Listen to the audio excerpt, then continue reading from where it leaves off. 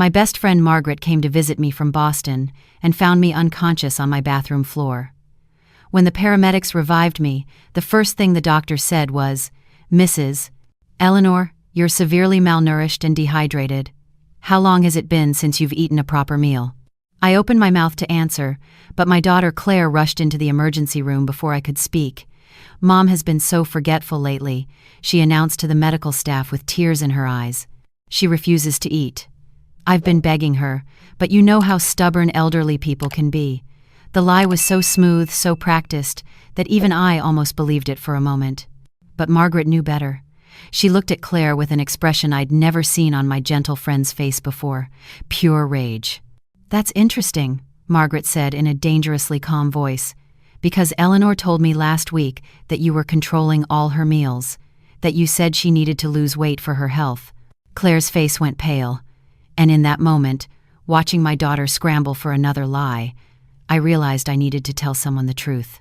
The whole truth about how my own child had been systematically starving me while stealing my teacher's pension. But to understand how I ended up unconscious on that bathroom floor, I need to start from the beginning. My name is Eleanor Davis, and I'm 72 years old. I spent 38 years teaching high school English in San Jose, California. It wasn't just a job for me, it was my calling. I loved watching teenagers discover Shakespeare for the first time, helping them find their voices through writing, seeing that spark of understanding in their eyes when complex literature suddenly made sense. I retired 5 years ago with a decent pension of $6,500 a month, plus my late husband's Social Security. My husband Thomas died 7 years ago from complications of diabetes. We'd been married for 43 years. His death left a hole in my life that I thought would never be filled, but I had my daughter Claire. She was 38 years old, married to Jake, a man who worked in tech sales. They seemed happy, successful. They lived in a beautiful condo in San Francisco and visited me every other weekend. I thought we had a good relationship. Then, 8 months ago, everything changed. Claire called me on a Tuesday evening. I remember it was Tuesday because I had just returned from my book club. "Mom," she said, and I could hear the tears in her voice. "I need to tell you something. I've been diagnosed with stage 2 breast cancer." The words hit me like a physical blow. "My baby, my only child, cancer." "Oh, sweetheart," I whispered, my hands trembling. "When did you find out?" "Last week. I've been trying to process it before telling you. The doctor says I need immediate treatment, chemotherapy, possibly surgery. It's going to be aggressive." My mind raced. "What about insurance? Does Jake's company cover this?" There was a pause. "That's the problem, Mom. Jake lost his job 3 months ago. We've been on Cobra, but it's running out next month. The treatments are going to cost hundreds of thousands of dollars. We're looking at financial ruin unless we can figure something out." My maternal instincts kicked in immediately. "Come stay with me," I said without hesitation. "You shouldn't be dealing with this stress in the city. You can save money on rent, focus on getting better. I'll take care of you." "Mom, I can't ask you to do that." But I heard the relief in her voice. She'd been hoping I would offer. "You're not asking, I'm insisting. You're my daughter. This is what family does." 2 weeks later, Claire and Jake moved into my 3-bedroom house in Willow Glen. I gave them the master bedroom, saying Claire needed the attached bathroom for when she wasn't feeling well from treatments. I moved into the smaller guest room. "This is just temporary," Jake assured me as they brought in their belongings. "Just until Claire gets through the worst of the treatment and I can find another position." He was a tall man, always impeccably dressed even on weekends. Something about him had always made me slightly uncomfortable, though I could never put my finger on why. Maybe it was how his smile never quite reached his eyes, or how he had a way of taking over any conversation, turning it back to himself. The first few weeks seemed normal. Claire showed me her medical documents, appointment schedules for her oncologist, prescriptions for anti-nausea medication. Everything looked legitimate. I felt terrible for doubting even for a second. My daughter was sick, seriously sick. I needed to support her, not question her.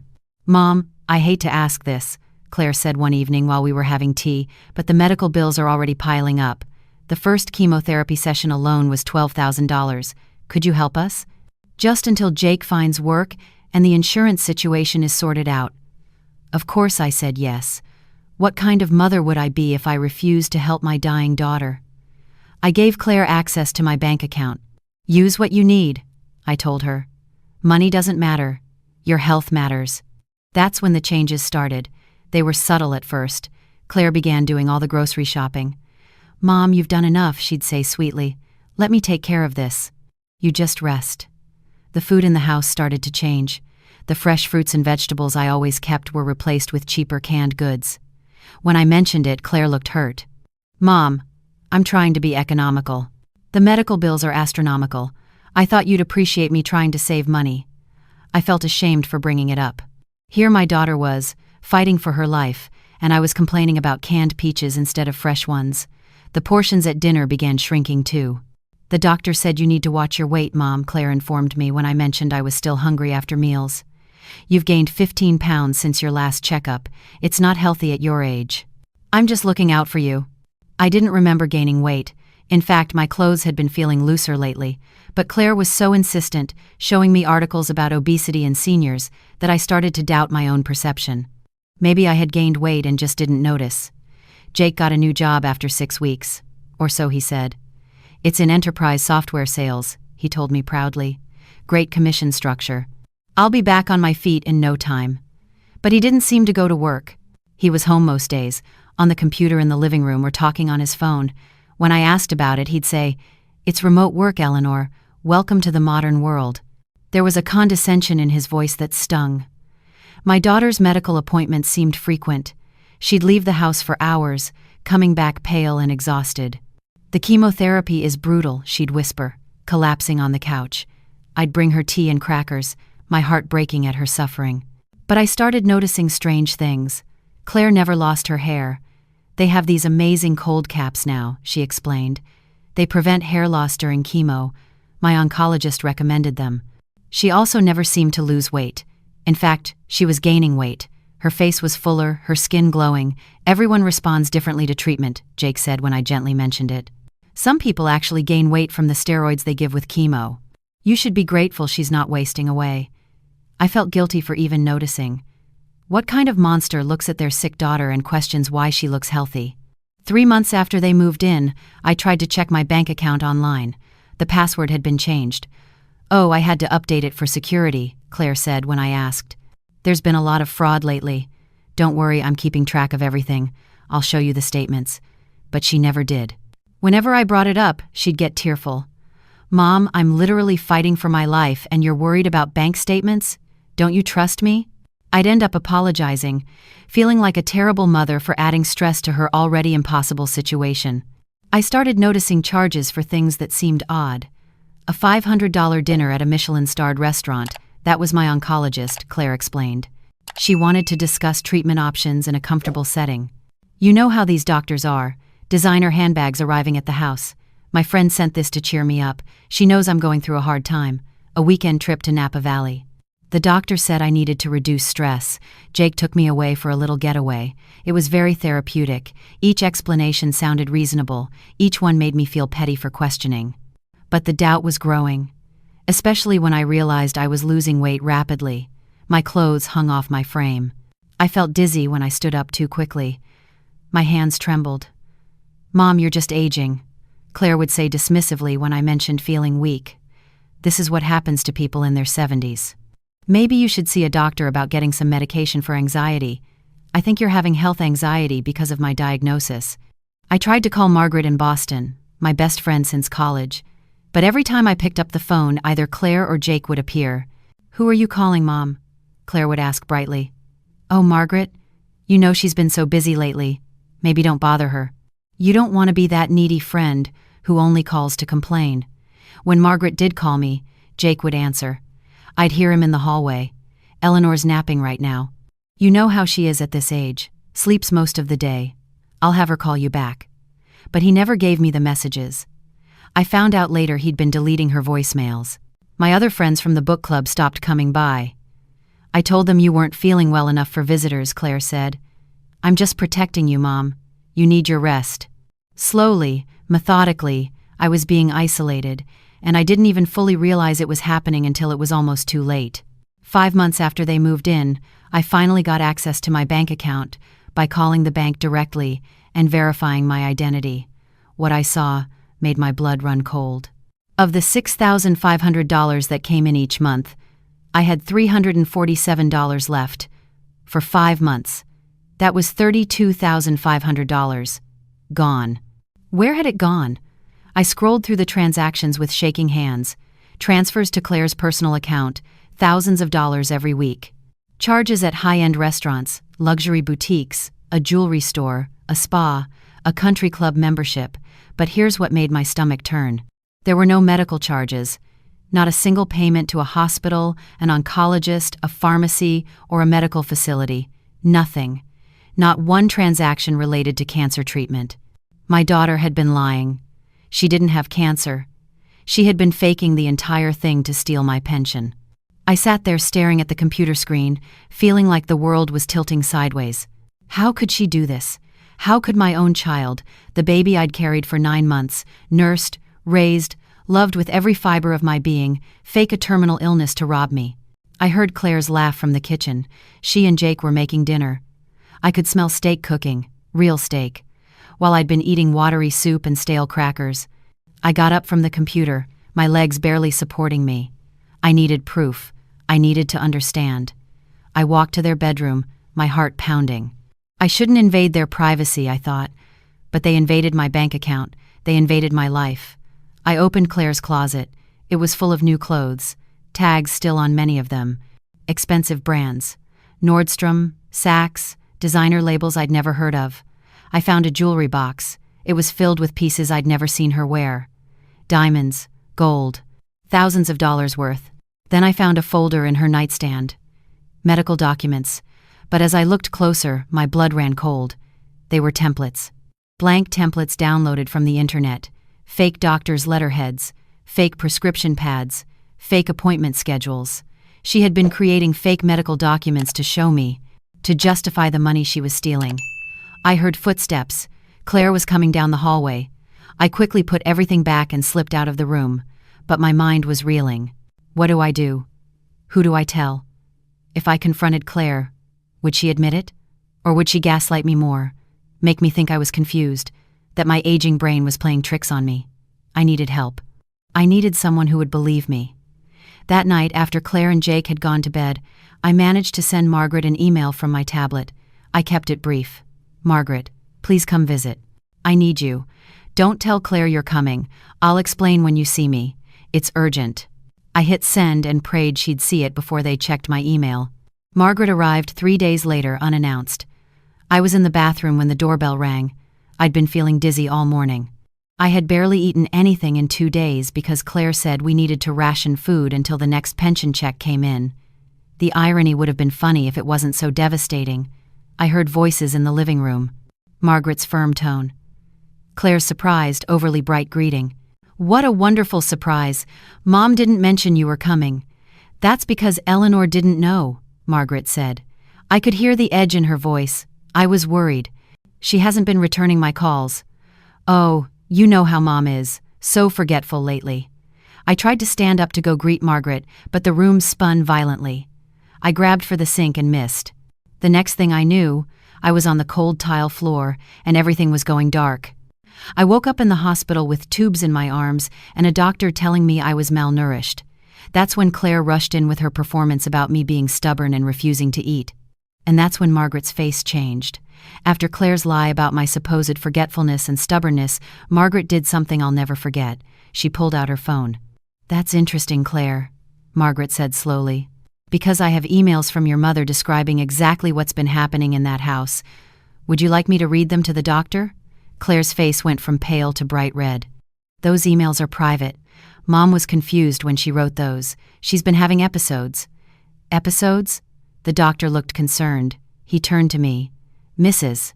Davis, have you been experiencing confusion? Memory problems? No, I said, and my voice came out stronger than I'd felt in months. I've been experiencing starvation because my daughter has been stealing my pension while pretending to have cancer. The words hung in the air like a bomb. Claire's mouth opened and closed. Mom, you're not yourself. The malnutrition has affected your thinking. I would never. Prove it, Margaret interrupted. Prove you have cancer. Right now. Show us your medical records. Real ones. Call your oncologist. Give us the hospital where you received chemotherapy. Claire couldn't speak. The doctor looked between us, clearly uncertain what was happening but sensing something very wrong. "Mrs. Davis," he said gently to me, "these are serious accusations. Do you have evidence?" "Check my bank account," I said. $32,500 gone in 5 months. No medical charges. None. Check her closet. Thousands of dollars in new clothes. Check her nightstand. Fake medical documents. Templates she downloaded. Margaret was already pulling up something on her phone. "I'm texting Richard," she said. Richard was her husband, a retired attorney. He'll know what to do. Claire finally found her voice. "You're both being ridiculous. I'm calling Jake." She fumbled for her phone. But the doctor was looking at her differently now. "Miss Davis," he said, using her married name, "I need to ask you directly. Have you been diagnosed with cancer? Because if your mother has been living with you and showing signs of severe malnutrition, we have an obligation to investigate elder abuse." Elder abuse. The words made it real. Made it official. Claire started crying. "I can't believe you're doing this, Mom, after everything I've done for you, after I moved in to take care of you." "You moved in to steal from me," I said, and I was crying too now. "You faked cancer, you starved me. You isolated me from my friends, you took my money and spent it on handbags and steak dinners while I ate soup and crackers. How could you? I was going to pay you back," Claire shouted. "Jake and I were just in a bad spot financially. We needed help. You have so much money just sitting there. You don't even need it all. What are you going to do with $6,000 a month at your age?" The admission hung in the air. She'd essentially just confessed. The doctor's expression hardened. "I'm calling security and social services. This requires immediate investigation." Margaret squeezed my hand. "You're safe now, Eleanor. I've got you." The next few hours were a blur of police reports, social workers, and Margaret's husband Richard arriving with another attorney friend who specialized in elder abuse cases. Jake showed up at the hospital trying to take control of the situation. "This is a family misunderstanding," he insisted. Claire was helping her mother manage her finances. Eleanor gets confused. She probably forgot about approving those expenses, but Richard wasn't having it. "Then you won't mind us examining all the bank records, the fake medical documents, and the real medical records that will show Claire never had cancer?" Jake's confidence faltered. "Those documents aren't fake. Claire has been very sick." Then produce one oncologist, one hospital bill, one insurance claim, anything. Jake couldn't, because there was nothing to produce. The attorney, a sharp woman named Patricia, who specialized in financial elder abuse, laid out exactly what was going to happen. "Mr. and Mrs. Brennan," she said to Jake and Claire, "you have committed several crimes: financial exploitation of an elderly person, fraud through the fake medical documents, possibly forgery if you signed any documents in Mrs. Davis's name. And based on her medical condition, a case could be made for criminal neglect leading to endangerment." Claire was sobbing now. "I didn't mean for it to get this bad. Mom just kept questioning things, and I panicked. I thought if I controlled her food portions and made her feel weak, she'd be easier to manage. I didn't think she'd end up in the hospital." The admission was damning. She'd deliberately starved me to make me compliant. Patricia's face showed no sympathy. "You're both going to sign an agreement right now acknowledging the debt of $32,500. You'll establish a payment plan, and you'll vacate Mrs. Davis's property immediately. As in, today. You have 2 hours to pack your personal belongings and leave." "Where are we supposed to go?" Jake demanded. "That's not my concern," Patricia replied coolly. "You should have thought about that before you stole from an elderly woman and faked cancer. And," Richard added, "we're filing a restraining order. You're not to contact Eleanor except through attorneys. Any attempt to reach her directly will result in immediate arrest." "But she's my mother," Claire cried. "Then you should have treated her like a daughter instead of a mark," Margaret said coldly. "I watched my daughter fall apart and I felt nothing. The love I'd had for her, the instinct to protect her, to comfort her, it was gone. Burned away by months of lies and manipulation and hunger." "Mrs. Davis," Patricia said gently, turning to me, "I need to ask you something. Did you at any point give explicit permission for Claire to spend your money on non-essential items? Did you approve the purchases of designer clothes, expensive dinners, jewelry?" "No," I said clearly. "I gave her access to pay medical bills, cancer treatment bills that never existed." Patricia nodded. "That establishes clear intent to defraud. I'm recommending criminal charges." Claire's sobs grew louder. Jake was yelling now, threatening lawsuits, claiming we'd entrapped them somehow. But it didn't matter. The evidence was overwhelming. I spent 4 more days in the hospital, being rehydrated and fed carefully, while my system adjusted to proper nutrition again. Margaret never left my side.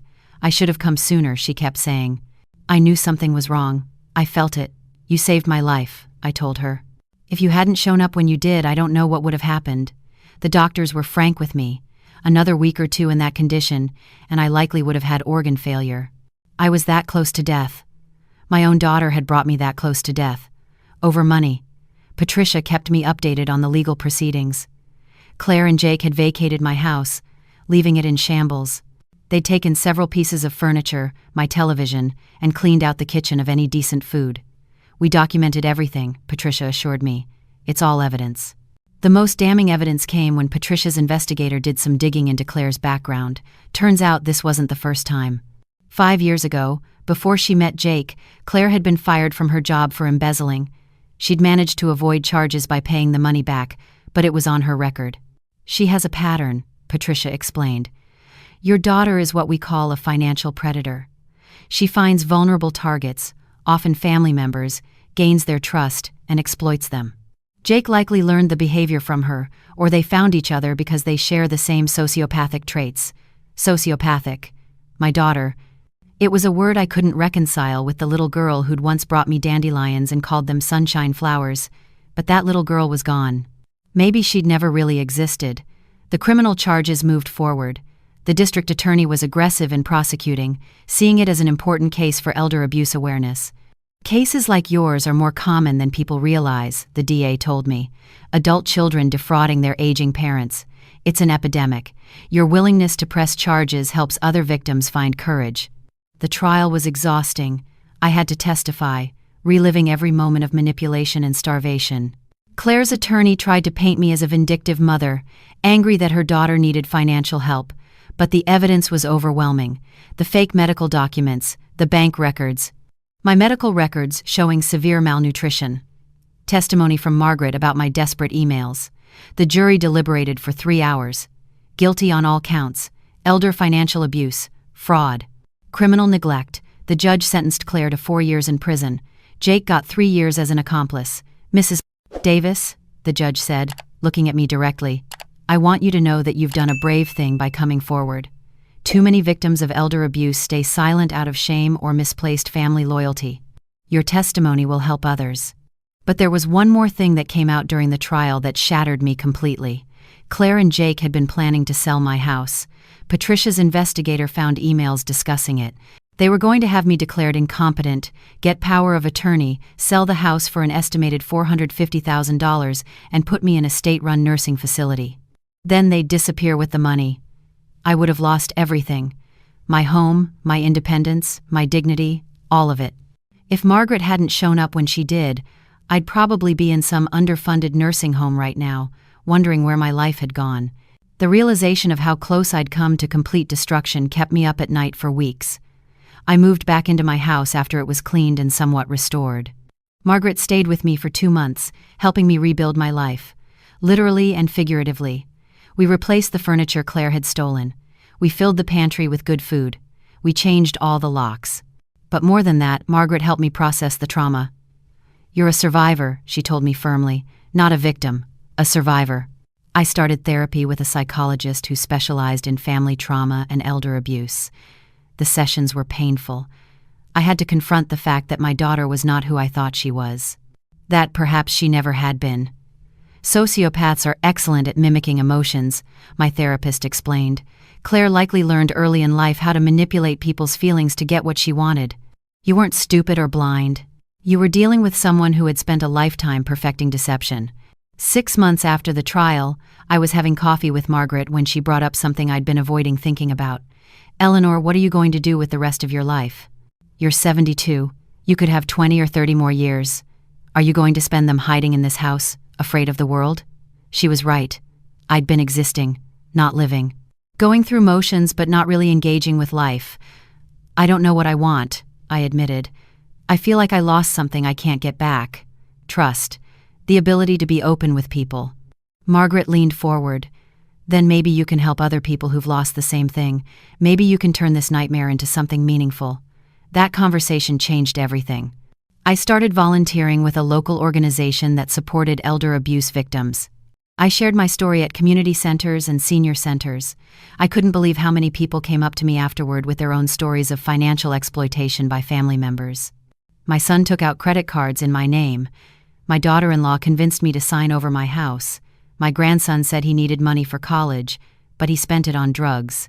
The stories were heartbreaking and infuriatingly common. I realized that elder abuse was hiding in plain sight, masked by family dynamics and victim shame. So I did something I never imagined I'd do at 72 years old. I wrote a book. It took me a year, working with a co-author who specialized in true crime and social issues. When Your Child Becomes the Enemy, A Survivor's Guide to Elder Financial Abuse, was published 8 months ago. I didn't write it to get rich. I wrote it to help people recognize the warning signs I'd missed, to give victims permission to speak up, to fight back, to choose themselves over toxic family members. The book has done better than anyone expected. I've done interviews. I've spoken at conferences. I've testified before the state legislature about strengthening elder abuse laws. At 73 years old, I found a new purpose. I'm not just Eleanor Davis, retired teacher. I'm Eleanor Davis, advocate and survivor. Claire writes to me sometimes from prison. Long letters full of apologies and explanations. She had a difficult childhood, she claims. She always felt like she wasn't good enough. She made bad choices, but she's changing now. She's in therapy. She's found God. She wants another chance. I don't read the letters anymore. Patricia reads them and files them in case there's anything legally relevant, but she's told me they're all the same. Manipulation dressed up as remorse. The question you need to ask yourself, my therapist told me, is not whether Claire is truly sorry. It's whether you want a relationship with her going forward, regardless of her remorse. And that answer can be no. The answer is no. I'm done sacrificing my well-being for people who don't value it. I'm done being the understanding mother, the forgiving mother, the mother who puts everyone else first. I'm choosing me. For the first time in my life, I'm choosing me. Margaret and I are planning a trip to Europe next spring. You've never been, she said. We're going. We're eating pasta in Italy and croissants in Paris, and you're going to remember what it feels like to actually live. I'm also dating someone. His name is Henry. He's 75, a widower, and we met at the senior center where I volunteer. He knows my whole story. I told him on our second date because I refused to start anything with secrets. My daughter tried to starve me to death while stealing my pension, I said over coffee. So if you're looking for someone without baggage, I'm not your person. Henry was quiet for a moment, then he said, My son stole $50,000 from me to fund a gambling addiction. He's been in rehab twice. I had to get a restraining order. So I guess we're both carrying some weight. We laughed. It was the first real laugh I'd had in months. We're taking it slow, but it's nice. It's nice to have someone who understands that family isn't always safe. That sometimes the people who hurt us worst are the ones we loved most. I still have hard days. Days when I wonder what I did wrong as a mother. Whether there were signs I missed when Claire was young. Whether I somehow created the monster who faked cancer and starved me. My therapist reminds me that I didn't create anything.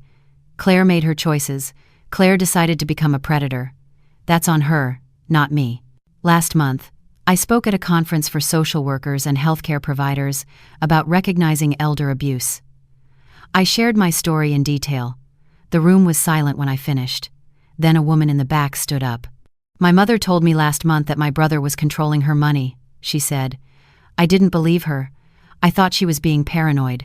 After hearing you, I'm going to investigate. Thank you. That moment right there is why I do this. If I can save one person from what I went through, it's worth reliving my nightmare publicly. I'm 73 years old. I weigh 128 pounds, a healthy weight that I maintain by actually eating food, real food. My house is filled with things I love. My calendar is full of activities with people who value me. My bank account is mine again, managed by me, with proper safeguards in place. I'm not rich, but I'm comfortable. Most importantly, I'm free. Free from manipulation. Free from toxic family dynamics disguised as love.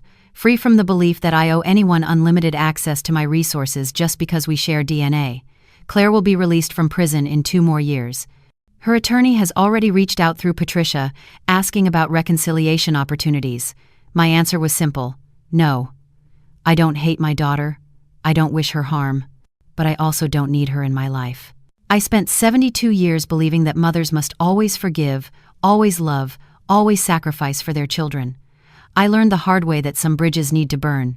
That some people, even your own child, don't deserve unlimited chances. That protecting yourself isn't selfish, it's survival. So here I am, Eleanor Davis, survivor, advocate, author, friend. And hopefully, someday, someone's cautionary tale that helped them recognize abuse before it was too late. That's my story. That's how I ended up unconscious on a bathroom floor and found my way back to life. It's not the story I would have chosen, but it's mine. And for the first time in a very long time, I'm okay with that.